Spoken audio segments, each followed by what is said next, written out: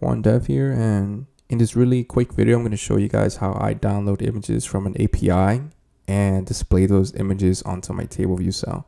I already have a table view right here with a cell that has a label and a UI image.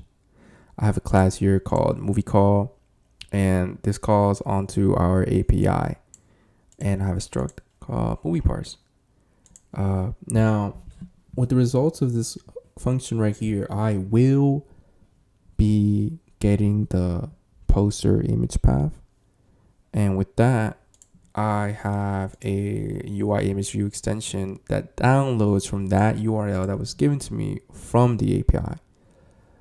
So yeah, this function right here downloads those images, and as you can see up here, I also catch those images so it doesn't reuse the images that it's already downloaded it.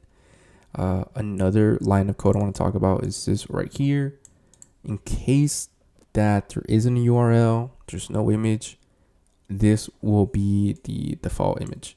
You can change this to anything you want. It doesn't have to be exactly this. It can be anything. And yeah, and I use this on my table view cell for a row app, and I use it inside of a dispatch main.async, so it doesn't crash or anything, because again, you are changing the UI. And let me show you guys in action. So I downloaded the images, and as you can see, this one didn't have a image URL, so it just shows this by default. But again, it could be anything you want. Let me look something up again, like Spider-Man.